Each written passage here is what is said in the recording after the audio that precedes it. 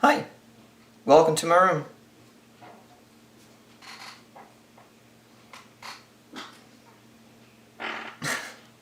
Recently I've been watching videos about how people have their influences in music, especially interviews with Dave Grohl from Foo Fighters or Jimmy Page from Led Zeppelin, or just some random YouTubers, bloggers that they just say that the bands that have influenced them the most. And looking back on my music, I have to say that I've changed a lot, and it's because of a lot of people.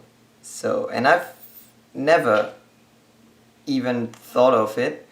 So now I want to at least mention it so that you guys know, because I've been asked this question too much, too long, and I don't want to tell it again. It's way too long. Way too long. By the way, I'm gonna make this video in English. I have people in Spain, I have people in Germany, I have people in the US, I have people in England. So I'm sorry, it's the common language. If you don't speak English, you don't understand English. What are you doing with your life? Alright, where it all started. Well, easy to say. Miami, Calle Ocho, music club. That's where it all started. Music club in high school, man. My best friends, they were amazing musicians. I hope they still are playing. I don't know if they are. Fer, su hermano Miguel, Adrián. They are amazing musicians, and they got me into the funk.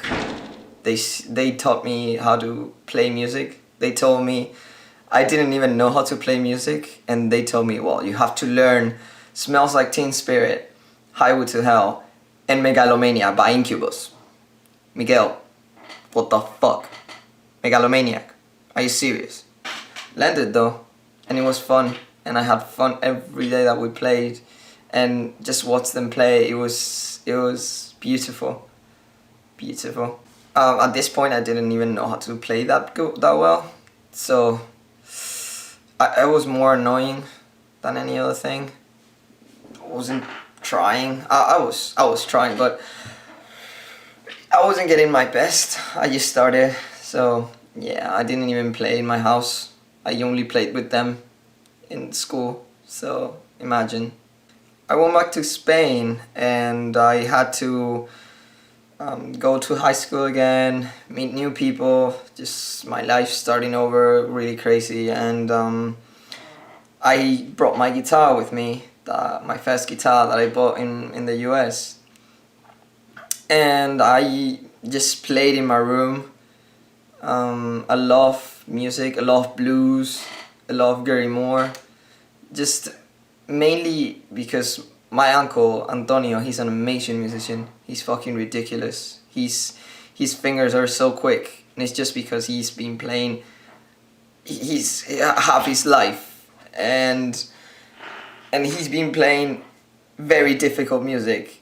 He's a music teacher, and I'm very happy that someone is gonna get him as a teacher, because he loves music and he transmits that love for music to everyone else. So imagine this just normal Spanish person that it's also very intellectual and very smart. In his room, I remember I was little, and you could just listen across the room, just someone destroying a guitar on top of Malmsteen or Ozzy Osbourne and Steve Vai or Satriani. And if you don't know those names are probably the most difficult and technical guitar players ever. And he learned every song just by listening to them and playing every note on top of it. And now he can play literally every song. Any song, he can play it. He's just amazing. And he was the one that told me, this is how I do, just turn on the radio, just listen to a song and play on top of it. I knew how to play Megalomaniac and Highway to Hell, so I went like, alright, we shall try this. So that's when Gary Moore came in, Parisian Walkways, Carlos Santana, of course, Steve Vai, Satriani. I tried. I'm not fast, but hey, I learned a lot with that. So back in my new high school, I met some people and they told me that they play music and that they have also a music club in the high school, and I was excited. Like, oh, music club again. Let's go try and do this. And that's where I met also amazing musicians, very talented and very focused in what they love. And that's Juan Pablo, Alejandro and Pablo and Manu. We played together. In fact, the first day that we got in the music club, there were kids there playing, and we just came in, just random kids, just normal, and grabbed their instruments, kind of throw them off stage, kind of started playing, and yeah, they never showed up again. I'm still not proud of it, but I mean, when this great group of musicians that understand each other get on top of a stage and then start playing Aerosmith and Red Hot Chili Peppers on your face, and you're trying to get together some Paramore song or something, I understand how you could be affected by it. So with this, we wanted to play somewhere, we didn't know where, and I don't remember how we got the idea of playing in the graduation. Imagine, this was myself, I was sitting on my chair, I had my pick in my hand, and 100 students around me that I go to school every day, and I go to recess together, and we play football, and we laugh and we talk, and they don't know that this is happening, and suddenly you have to come out and play, and it was scary as fuck. Scary as fuck. Well, that was my first concert. Actually, one funny thing is that we played 3 songs. We played Buscando una Luna from Extremoduro, Del Toya from Platero, or Fito, I don't know. Fito is Platero, Fito is the same, basically, yeah. And we played Californication by Red Hot Chili Peppers, which was my personal favorite. During the solo, I got confident and I wanted to show off. So I walked forward to play the solo, and my cables weren't long enough, so they didn't reach. So my pedal was behind me, and my pedal was a wah-wah pedal. And the cable got stuck under the wah, and when you're not using the wah, it's a volume knob. So when I went forward, the cable pushed the knob, and it turned my guitar off in the middle of the solo. You could see Alejandro just hitting the cable with his foot to try and get it loose. That was funny. I remember that still. Yeah, so after that, I think that's where everything changed. We started to receive just compliments from everyone. Oh my god, you guys are so great, you need to play live. And this friend of mine just came to me randomly in class. It's like, fuck, I didn't know you knew how to play. I'm like, well, yeah. And he said, well, I have a band. Do you mind? And we're looking for a second guitar and someone that can play solos and shit. This was Ruben, and I said, well, yeah. And he kind of said, yeah, I think you know almost my whole band from past times. I was surprised. So we met near my house. They picked me up to go to the rehearsal studio, and I found out that actually the band members were Samu, who was one of my best friends skating. He's so fun. He's just the funniest person to stay around. He's crazy, he's mental, but I love him. I love you, Samu. You're cool. Pepe, who went to my school, so he was a year older than me, but still, because we played football and in recess, we all knew each other, kind of. We weren't friends, but we knew each other So they took me to the rehearsal studio they had, and this was proper pro, and they told me, yeah, we play concerts and we get money in our concerts and people come. So I was imagining it. I was kind of scared because I just played a concert in front of a lot of people and all of their parents, and I fucked up the only solo that I had to play. So yeah, I wasn't very confident, but we started playing and we started to get the hang of it. And I just something clicked. I loved playing with them, but they told me, well, yeah, you're good, but you're kind of sloppy. You have to get your rhythm together. We have to play all in a line. So this is when my playing got order, just order. Thanks to them, because they forced me to it. And then they introduced me to the singer, Gloria, who is also an amazing person, amazing singer. And with them, then we just started giving concerts. I remember playing my first concert with a hat because I was just so scared. I couldn't let people see me. So I play with a hat, but it was nice. It came out alright. Just because we had chemistry together and we started evolving together, started playing faster. We started playing different music, started getting into pop punk, started getting into a bit more chord related, power chord music. So my bar chords that I couldn't even make, now I could play them straight song perfect with Pepe and with Samuel and with Ruben all in the same line, and then Gloria on top of it, just destroying it. And it was a fun time because they were like my brothers. They were my brothers and my sisters. So we hang out together, we slept together, we drunk together, drunk a lot together. But yeah, it was a shame because it had to come to an end. So yeah. Playing live is a drug that you have, and it hasn't gotten out of my body fully. I don't think it will never will. So at this point, I was just playing in my room. I was sad. I couldn't play. I wasn't getting everything that I wanted out of my music.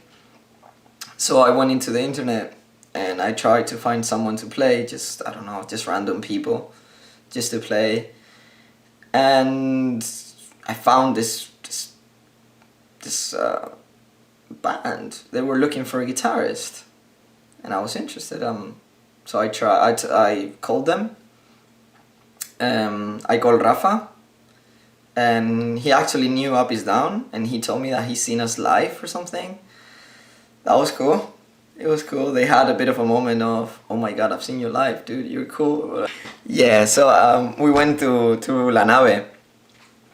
And La Nave was basically just a ship in the middle of a very commercial area outside the city, where Rafael's dad had a business, and we had inside the ship a room, beautiful room, big, sofas, space for everyone, drums. You can jam until 3 a.m. is fine. No one cared, and we clicked also very good, all of us. So we thought we should take this step forward and try and play live and shit. And we started getting recognitions for our music. We started making some weird pop Spanish music, but because Rafa loves Spanish rock and I'm just a weird rock and roller punk at this point, but the blues still flows in my veins since the first day that I picked a guitar. So the mix was really amazing. We had some troubles with the singer, but thankfully we found a 149 centimeter girl That's amazing. She's still one of my best friends, and I don't think she knows. I think she does know, but just people don't know sometimes how much you care about them, because these people also, they were like my brothers. I love them to death. I would have done anything for them, anything. And at this point we also got Antonio as a bassist, and Antonio is pure punk, pure Spanish punk, and that brought a lot of color into what we were playing. And we started playing, we started recording, and it was ridiculous. Alberto had to go for Erasmus, and so we had to get one of our friends also that he plays, is Javi Agullo. And he played with us. It was sick because he's also into rock and roll and rockabilly kind of music, so that mix was just ridiculous. It was so good. I enjoyed every second of that music. Every second. Sorry if there's a change in the quality. Camera died on me. So in between these adventures, I also had people that I played with. Just people like Adrian, who is my brother. He's my brother. He's not a friend like a brother. He's just my brother, straight. And he started playing guitar also, and he was very good with finger styling. So we grabbed Agullo and Juanpa, and we thought we could just play something together, and we gave a concert in Cartagena, which I think 10 people came to. It was a Sunday, my parents included, and my uncles. It was sick. We played Jimi Hendrix, we played Red Hot Chili Peppers, we played just music that we liked. Just people might not like that music, but we had fun playing it. Also, someone that has done a lot to me, and I think he's gotten me weird in the sense of playing, is because he's weird. He's weird. That's Jorge. Jorge is still my main source of music. He got me into the very good side of the Red Hot Chili Peppers, like the 100 Minute or the Californication album, which are mental, or the live shows.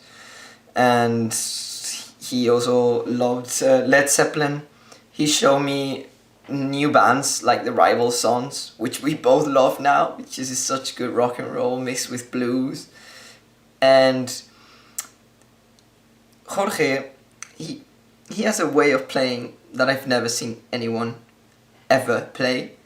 So he's been playing for kind of like 2-3 years now, and he still doesn't know the chords. He doesn't know how to play church songs with chords, but he can play Jimi Hendrix, and he can play very complicated Red Hot Chili Peppers music, which is very funky John Frusciante style. He just plays them with one finger. So when you see someone that's playing seventh major chords or whatever, and he's just playing them with one finger, and it does sound like it brought me back to the place where I was at the start of my music. I wasn't good with bar chords, and I wasn't good changing chords very fast. So what I did, I invented my own chords, and it kind of sounded like the song. So hey, fuck it, it works. So after all this, I went to Germany for a year to work in an architecture studio. I was living with my girlfriend, and I needed music in my life, and I went skating, and I met some friends, and well, we went out one day, and they told me, well, yeah, we have a band. And I was like, yeah, that's cool. I play guitar. I played in bands. And they were like, what? Yes, we're looking for a very good guitarist, man. Like, we need someone that plays solos and that can play very good. And I'm like, well, I cannot play very good, but I can try. We went to Leon's house and got together and played with Max and with Ken. And I saw immediately that these kids, they have something inside of them that's very powerful. And Kent, he's such a curious musician. He's one of the curious musicians. It looks like he discovers America every time that he hears a new song. I remember one day that he came to me like, "Oh, dude, I just learned this song, Balls on Parade, from Rage Against the Machine." And I'm like, "Dude, I've been playing that song since 4 years ago." But then you hear him play it, and he's just having fun with it, and then I could just regain this part of me, this very hard rock part of me that has gotten softer with the bands that I've been. So we started playing Audioslave and Rage Against the Machine and very good political, strong music.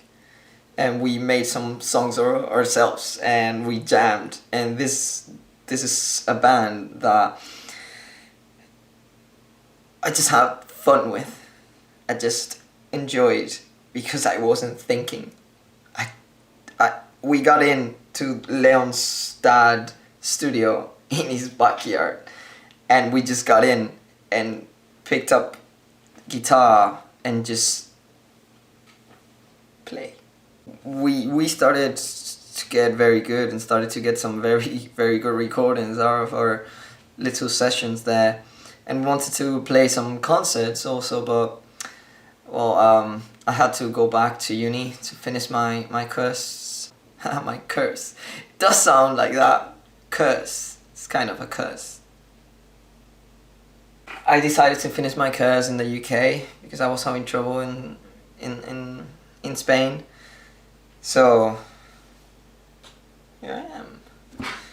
Now in the UK, I also had the same experience that happened in Germany. I needed music and I couldn't get it. And I talked to some friends. I left all my guitars in Spain. Talked to Carrie, which she supported me all this way. And she said, "Don't worry, man, I'll get you a guitar." Actually, I think she kind of forced her new boyfriend to just lend me that guitar over there, which you've seen in some videos that I posted. And that has done this to me, trying to learn flamenco and rumba. I love it. It hurts, but I love it still. So now I found this people from Newcastle Uni, and they're actually studying music. And he has a room where he can rehearse, and he has access to anything that he wants. He can get amps, he can get mics, he can get drum kits, he can get anything. Just yesterday, we played on the street, and after we played on the street, we went to the Newcastle Uni. This is 10:30, 11 on a Saturday, and we went into this room, and he just shows us this beautiful Steinway and Sons piano. For those of you who don't know Steinway and Sons, this concert piano is probably £1,100 worth. It's beautiful. The sound of it is absolutely gorgeous. We opened the lid, and Andres, who is another curious character that I met here, started playing the theme song from Amelie on it, and it was magical. The sound of that instrument, it's amazing. So yeah, with these people, we're starting to get the hang of it, and we're playing together, and we kind of, I think we understand each other, and we're gonna play in the Battle of the Bands not next Tuesday after that, 26th. Come and watch us play, please. Yeah, I'm sure we're gonna have a lot of fun, and it's good because story goes on. Never stops. If you made it this far, congrats. You've been listening to me a long time. I wouldn't even do that. Nah, I'm kidding. I'm gonna have to watch this afterwards to see how it looks. So basically, I wanted to make this video because I saw all of these people just saying thank you to random artists that maybe they don't even know, and they might know, they might never know, and it's sad. And I would like to say thank you to James Page and to Gary Moore and to Carlos Santana and to everyone that just transmitted their love to music to me. But the way I play is because of all the people that I just said.